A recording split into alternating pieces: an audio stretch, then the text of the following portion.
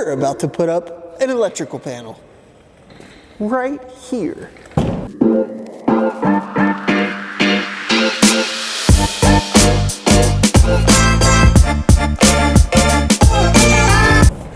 So we got all our stuff yesterday, right? Y'all, it's absolutely gross today. It's snow on the ground forever, right? And then it finally warmed up and it melted. It's so soggy. But then we get all this rain. I'm like, we can't catch a break. But yeah, so today I want you to come with me because we are gonna go into the store, into the local hardware store here, and grab all of the components we need to build our electrical panel setup on the shop tomorrow. So it's gonna be, you know, a lot of different components and connections, but I'm going to try to break it down as simply as possible, and not be super technical, but also share with you the cost. So if this is something you're trying to look to do yourself, you know, save a little bit of money rather than hiring an electrician, this is something you can definitely do. It's electricity is scary, but if you're cautious, if you're careful, you take your time, you can do it. So as long as your area or your county allows you to do it, the homeowner to do it, then yeah, you can save quite a bit of money by doing it yourself. So we pretty much got everything we need. I'm going to show you the layout. There's only a few other things missing, but here's our layout, right? So this is going to be where we come into the box in the panel inside the shop, right? So I've got 10 feet of this 2-inch. And then we got our 2 disconnects. And there'll be the main meter base right here with the little pieces of 2-inch PVC going in between these. And each one's got, you know, a male fitting that'll go through the knockout. And then inside is the insulated, basically nut that keeps it from moving. So you got that over here. Then we got our grounding rods for each disconnect. And our acorn nuts to tie the actual grounding wire to the rod itself. These will be a full 8 feet in the ground. Then we also got our C-channel, which is what we're gonna use to mount our disconnects as well as our panel and our meter base to the actual building. And then the 1/2-inch PVC is for the metal grounding wire, or sorry, the copper grounding wire, which will connect to these grounding rods and then run up into these disconnects. So it'll be in 1/2-inch PVC. So just got a couple other connectors down here, just to make sure I got everything in the bushings. But all in all, I feel like we've got everything. I'll let you know the final price when we check out. But yeah, I mean, it's pretty straightforward. Just make a good notes list, you know, like what do you need, right? Got my notes list on my Georgia paper here. And just did a little diagram while I was talking to the inspector, right? That's kind of how it's going to look. Here's just some notes for me to remember. And then additionally, he sent me a picture for me to reference, which is very helpful. So I think we can do this. And if I can do it, you can do it. All right, so here's the cost of everything we got at Lowe's. You can't really read it, but it says $994.44. And then we had to go to Menards to get the wire because Lowe's didn't have any. And the wire alone for 20 feet of 4/0 4442, which is 2 hots, a neutral, and a ground, was $186.61. So roughly combined, you know, roughly $1,200 for all the material. Now, the labor, obviously, I'm going to be doing it, but from a quote perspective, it's safe to assume that the installation of all of this from a licensed electrician would be probably closer to $3,000. I'm actually going to hang just the C-channel from stud to stud and then just mount the meter base right in the middle, and 5.5 feet will be the face of the meter, and then the disconnects, one this way and one this way. Maybe I'll paint the exposed C-channel white so it blends in, but I figured that's probably the easiest way to do it. Show you what we got up yesterday and then talk you through about what we're about to do. So we got the breaker panel, the meter base. Couldn't think of it there for a second. The meter base is up. And yeah, we made a few extra holes, but don't worry about that. That'll get fixed. So meter base, and then it'll go right here. I got my other hole cut out there. And it'll go right here to a disconnect, which will be the one for the shop. Sorry, for the house. And then here, disconnect. And then it'll go through there. The wire will go through there on the inside of the panel, or the inside of the shop panel. So the inside of the shop panel will sit in this cavity. So it'll be real nice. So slowly but surely, I've made a few mistakes, but learning as you go, you know, that's just what this channel is all about. This is a distribution box. So what this is gonna do, or sorry, not a distribution box, disconnect box. Distribution is for septic. Disconnect box, basically when your power comes in to our meter base, which is gonna be 400 amps, this 200 amps is gonna split and go this direction, and this is gonna be a disconnect for the house. And then we're about to hang up the shop one as well. So we're about to see if my mounts and my holes line up.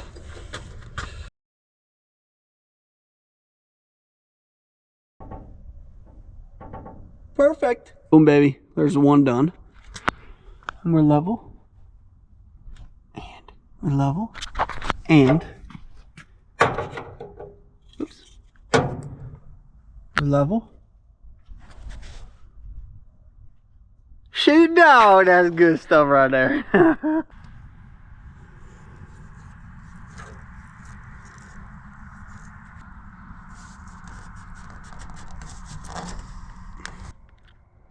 Hello. Voila. Both of them are up.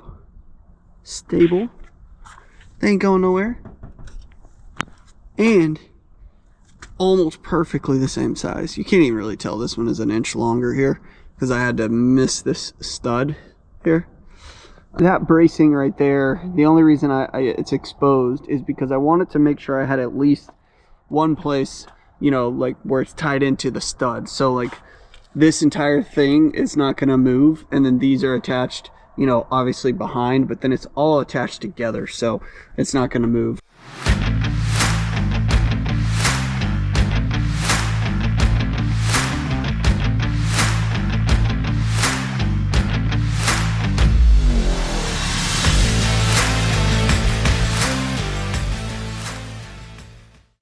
A little stuck, but we got it in there.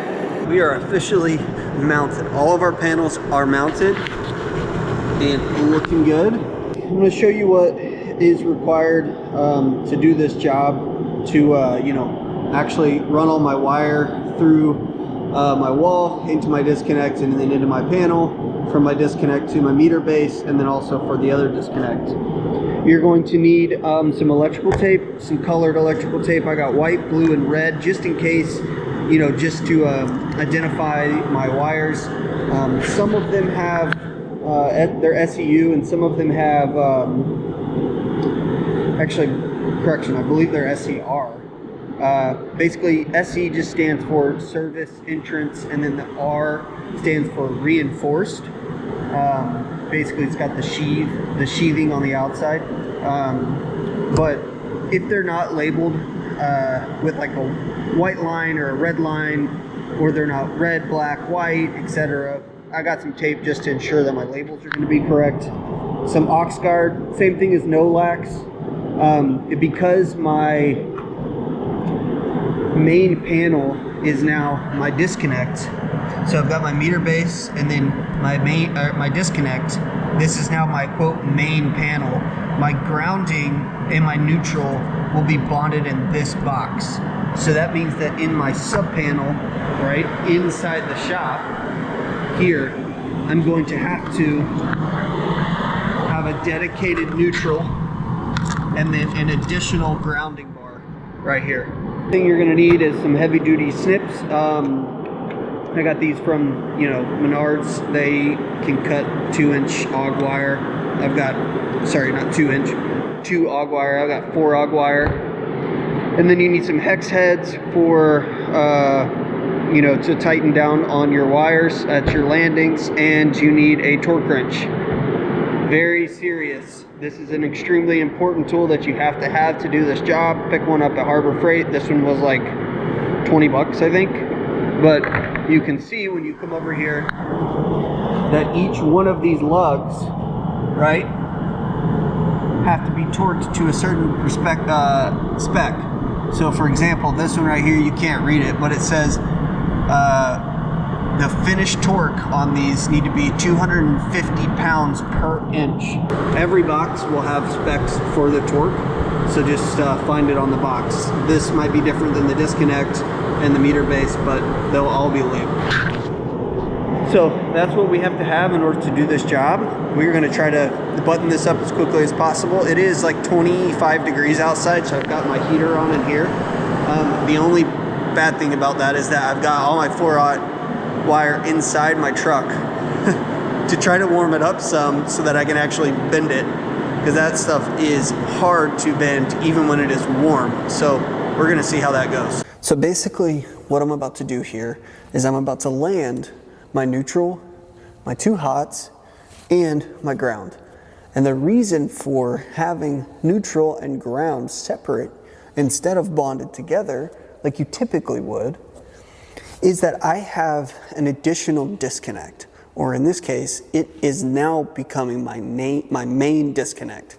What I mean by that is I've got my meter base, and off my meter base, I've got my disconnect. And from my disconnect comes my line side, right, into here, into my panel in the shop. The reason that I do not bond my neutral and my ground inside my shop is because I have that disconnect. If I were to bond them, then from my understanding, and I'm no professional, I am not a licensed electrician, but from my understanding is that there would be a residual current that could potentially flow back through the ground because your neutral and your ground are tied together here as well as in your disconnect, and ultimately could potentially lead to electrification of this panel box as well as the disconnect box. So in order for a ground fault to actually do its job, it needs to be able to trip the breaker, meaning an overloaded circuit, or you have a grounding wire that's in contact with metal somewhere else. Either way, it needs to be able to flip this breaker. Well, it needs to be able to sense that overload or that break in the current. So in order to do that, you have to separate on your sub panel, which can be confusing, but because we have the disconnect, this is now a sub panel. You separate your neutral, so this is now neutral and this is neutral, and then my grounds, which will be over here in this addition that I installed to the box. This is mounted to the box itself, so this box is grounded. So hopefully that helps with any clarification and potential issues that may arise in bonding and grounding of neutrals within a disconnect. Grounding and neutrals bonding within a disconnect and or within your panel, and therefore within your sub panel. So it would be the same case if I were to take, 100 amp breaker off of this and ran it to another panel, let's just say right here, another sub panel. I would then have to install a separate ground bar, because again, I do not want the sub panel, even if it's the sub panel, to be grounded. I want the ground, the GEC, to be my electrode outside in the disconnect. Hopefully that makes sense. So now that we understand our grounding and our neutrals within our sub panel, we've got our grounding and our neutrals bonded together in our disconnect, we are going to start landing our wires. I have already landed my neutral here. I did the technique here when I was landing my neutral of tighten, loosen, tighten, loosen, tighten. And basically what that does is it allows for, the wire inside all the actual conductors to squish together, to contract, to extract, to contract, extract, etc., until you get a nice solid landing on those conductors. When I torque it down, I'll get it to 250 foot-pounds of torque, which is what it calls for, the specs call for on this box. I will most likely come back in a day or two and actually torque it again, and I'll probably get a 1/4 or a 1/2 inch more turn just because of that expansion and contraction. So it's a super critical step to make sure you're seated well on your conductors as well as torqued to the correct specs. So I've marked one of my power cables with a red tape on both sides. And essentially all this is going to do is make sure that I keep it on the same side of the inside panel and then the disconnect on the outside. And the reason for that obviously is because you want to keep them on the same side. You don't want to cross. Just like that. I'm actually going to come down with that loop some. I don't need that much loop. These wires are no joke. You have to use your force or get a tool that'll work for you. So come in there and then again, tighten, loosen, tighten, loosen, tighten. Okay, so now we've got our entire inside panel all landed and everything going out to the outside. So what we've got here is our hot phase A is what we're going to call it, phase B, right? I've got my red tape on this phase A just to inform me and anyone else working on this that this is the left side. On the outside disconnect, I'll put it on the left side. And then we've got our neutral that comes up. It comes to the neutral bar right here, which is tied, right? So now we have both neutrals, and then we've got our grounding rod, our grounding wire that comes to our grounding bar here. So we are all good inside here. I did the tighten, loosen, and then I'm gonna come back and torque it down and come back a couple days and torque it again. So this now is all good to go. We gotta go work on the outside. Okay, so what I'm about to do next is I am going to pound my ground stakes into the ground. And this one's kind of at an angle just because that's how it's gonna go in. I'm not too concerned about it. And then I'm gonna put another one 6 feet away from this base over here. And then these two will tie with my number 6 copper wire into both disconnects, giving me a GEC for both boxes separately, and it does not run through the meter base at all. So here we go.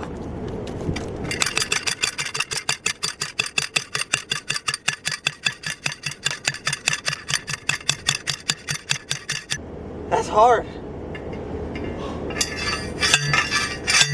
It doesn't help that it's 26 degrees outside and the ground is frozen.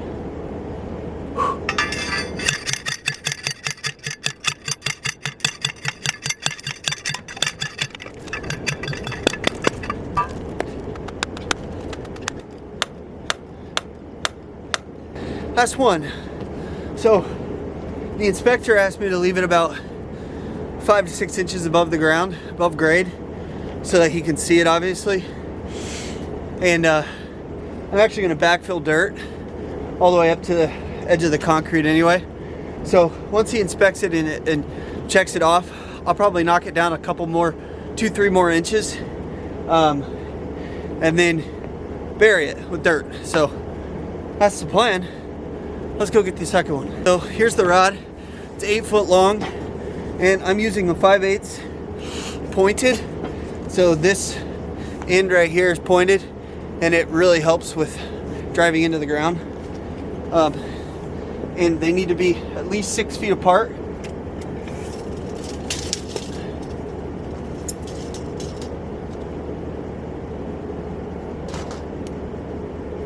All right, here we go, round 2. That's for the birds, man. For the birds. So this is really zoomed in, but I want you guys to be able to see this. So these are called acorns, or some people call them, there we go, acorns, or some people call them footballs. And basically what it does is the rod goes through here, and then the wire goes right in this little, pointed tip. So you put your acorn nut right on the rod like this, and then your wire comes up through here, and then you tighten this down on the rod. So now I've got my number 6 copper wire, and I'm going to the old teeth method to get it open, and I'm going to just roughly lay out the distance that I need to go up into my box. Our first disconnect, and I'm going to work backwards, right? So as the wires kind of come in, you can see here, this is my neutral, and it's going to come up and around here and come to this top neutral. And then I've got my phase A, which is my left side of my panel inside, so I'll put that in the left lug. And then my phase B, which is going to go on my right lug. And essentially, this is pretty straightforward. Oh yeah, I've also got my ground here, which is now grounding the panel inside to the box outside.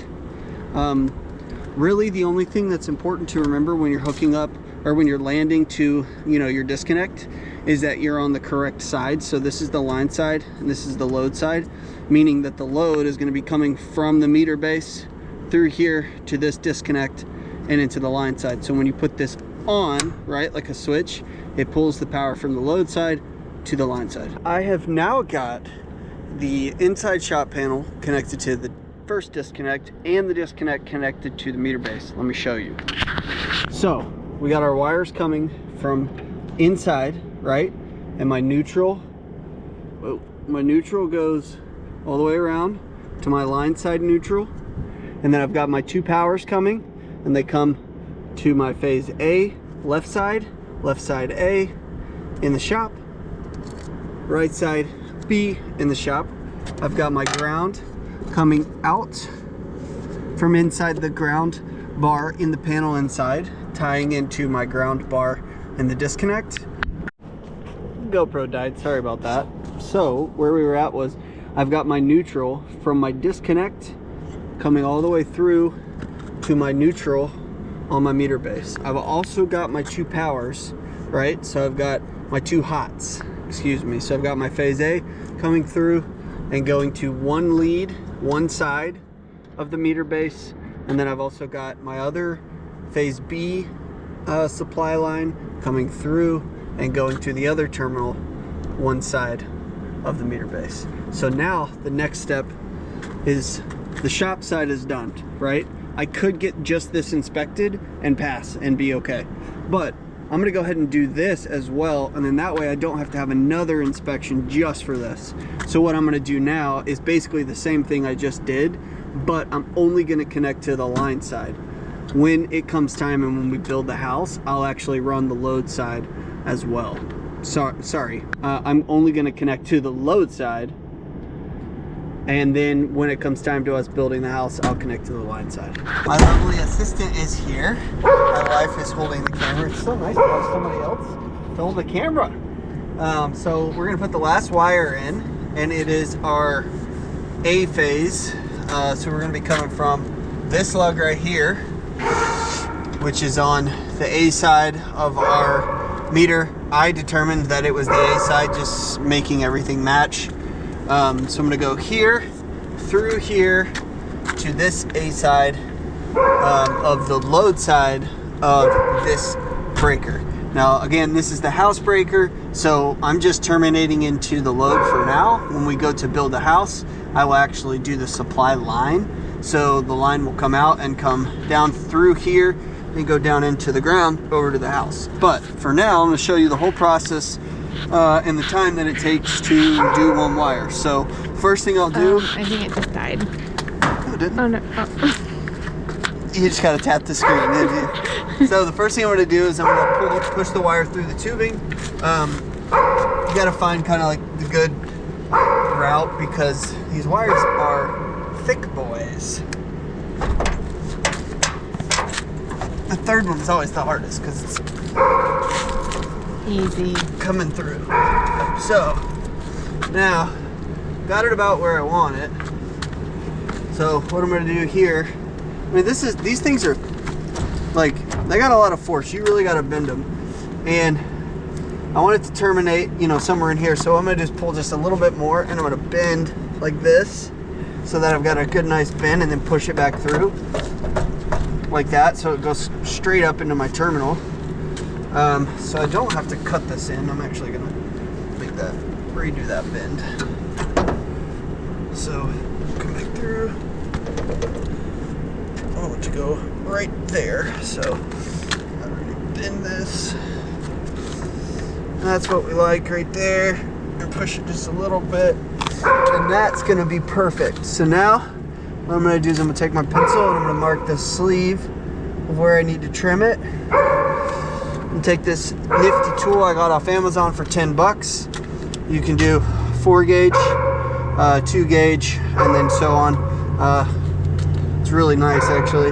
This tool has saved me a lot of time. You just find your mark, put you right there, and then you squeeze. And it's got some tension on it, but you squeeze, and it's got an arrow the direction that you turn. And all you do is turn it. I don't know, I usually do like 2 or 3 times.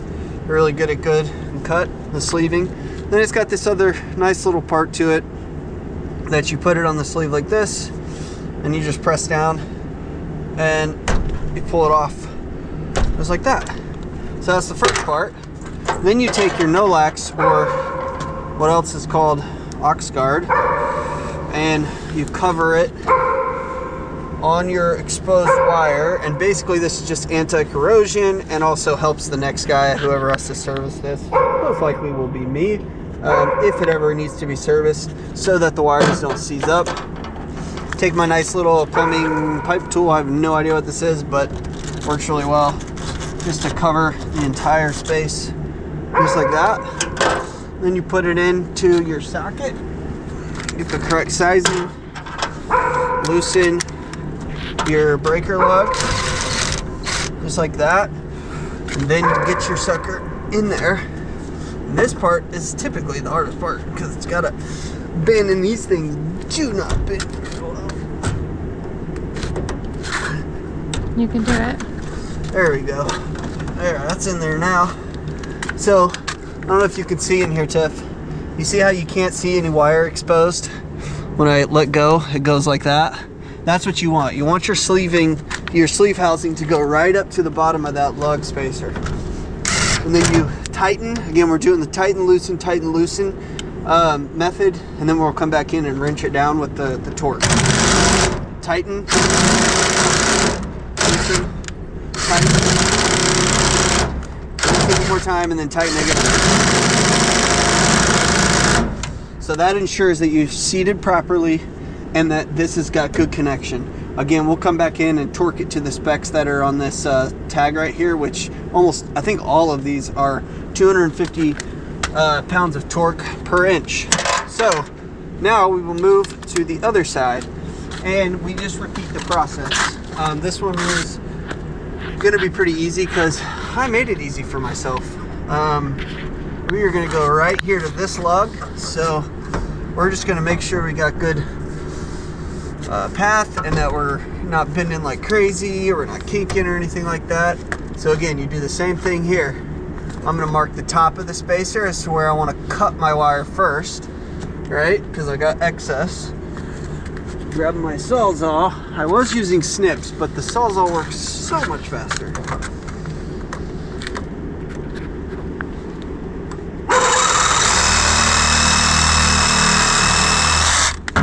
So now we're cut. Let's just make sure. Good to go. Pull it back up here. Mark our mark our bushing for where we're going to splice. Grab our tool. Put it right on that. Spin it 3 times just to really get the sheathing undone. Put your slit in that sheathing, and it comes right off. And then your ox guard, your Nolax. How do you think that's spelled, babe? Nolax. What is it? Nolax. Nolax. Nolax. Sorry. Yeah. It's Nolax. Why? Couldn't tell you. Learn something new every day. Get it nice and covered, just like that. And I need to switch it. I already did. All right, so we're already loose. Now we got to get it up in there. Oh, gotta loosen it just a little bit more. All right, there we go. See how the sheathing is right up to the bottom of the coupler? So now, what do? Our method, right? Tighten, loosen, tighten, loosen, and one more time, tighten. And that is how you install a wire. The only other step we're gonna do for this guy is just to keep with the same phasing, right? Is we're gonna put our red tape on this line that we just installed. And again, that's just a visual indicator for anybody dealing with this electrical unit, whether it's me or someone in the future. It's more so a identification and a safety precaution. So we're gonna put this tape on there and then we're done. We throw our covers on and we're done. This project has been way too long, but we're excited to be done.